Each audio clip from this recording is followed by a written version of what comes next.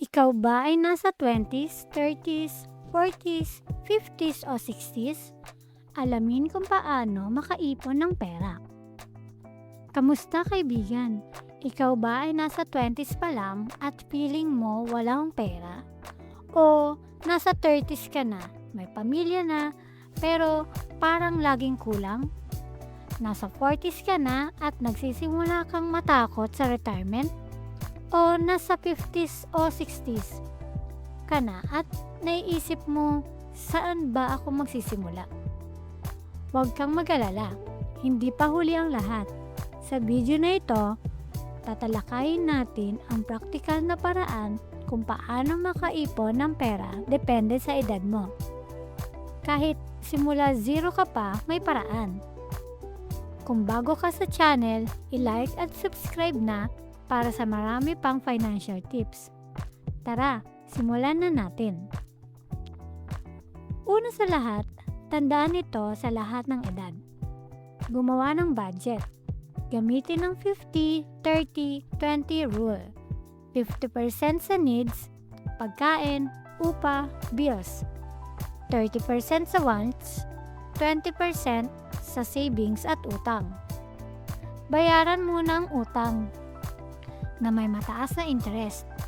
Credit card, 5-6 loans. Bumuo ng emergency fund.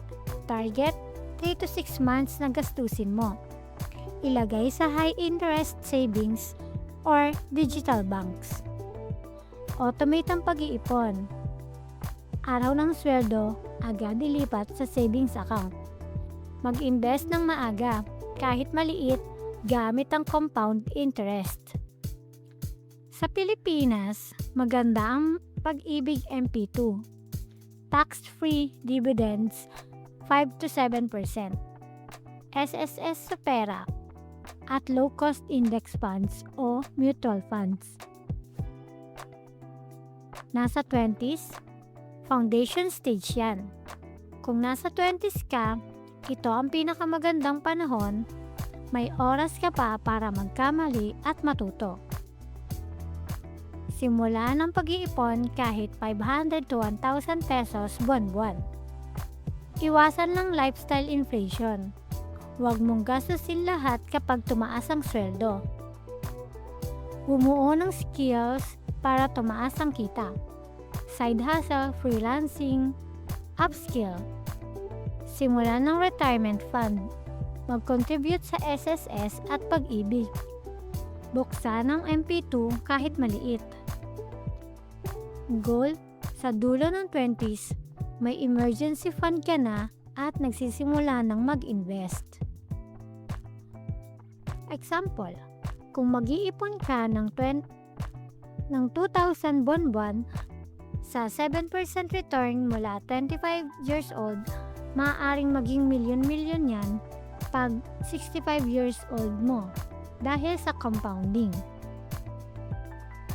Nasa 30s, growth stage yan. Nasa 30s ka na, madalas ito ang make or break decade. May pamilya, may bahay, may sasakyan, pero kailangan mong maging disiplinado.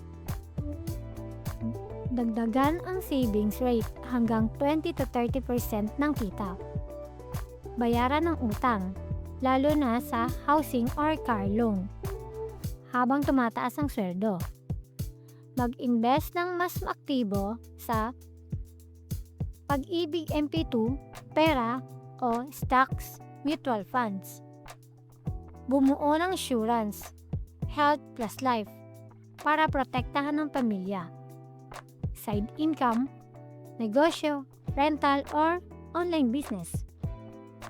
Sa 30s, target mo 1 times to 2 times ng annual salary mo na naiipon na. Huwag mag-antay ng perpekto. Simulan ngayon. Nasa 40s, peak earning stage naman yan.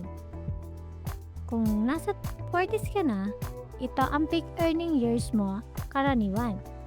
Gamitin mo ito ng maayos. Maximize ang contributions sa retirement accounts. Review ang portfolio, medyo bawasan ang risky investments, Dagdagan ng stable ones. Magbayad ng utang ng mabilis para malaya ka na sa 50s. Maghanda para sa mga anak, educational fund at magulang, medical fund. Dagdagan ng income streams, promotions, business, or investments. Goals sa 40s. 3 times to 4 times ang annual salary mo na naiipon. Kung kulang ka pa sa oras para na maging agresibo sa pag-iipon. Nasa 50s, pre-retirement stage to. Nasa 50s ka na, oras na para maging seryoso sa retirement. Catch-up contributions. Dagdagan ng pag-ibig, SSS o pera. Sa ibang bansa, may catch-up sa 50 plus. Dito din pwede dagdagan. Bawasan ng risk. Lumipat sa mas conservative investments, bonds, dividend stocks, MP2. Bayaran lahat ng high interest debts. Magplano ng healthcare, health insurance o HMO. Simula ng retirement rehearsal. Subukan ng lifestyle mo kung walang full-time work.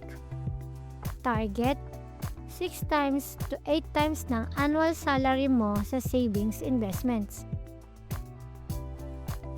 Nasa 60s, retirement stage na ito. Nasa 60s ka na, congratulations sa pag-abot dito. Ngayon, focus sa pananatili at pag-enjoy. Huwag mong ubusin lahat ng sabay-sabay. Gamitin ang 4% rule. Withdraw 4% ng portfolio yearly.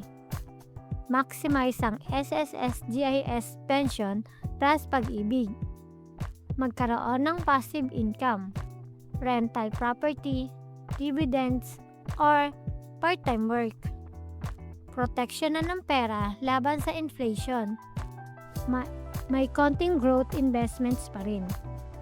Enjoy responsibly, travels, hobbies, pero may budget pa rin.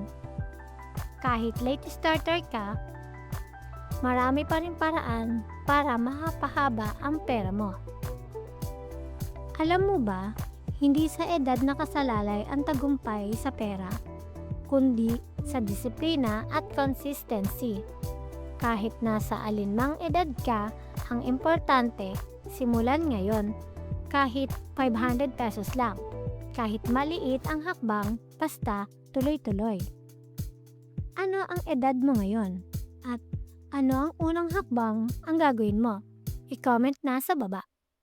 Kung nagustuhan mo ang video na ito, i-like, share sa pamilya o kaibigan na kailangan nito, at subscribe para sa weekly financial tips. I-click ang bell icon para ma-notify ka. Maraming salamat at kita-kits sa susunod na video. Ingat sa pera, ingat sa buhay. God bless!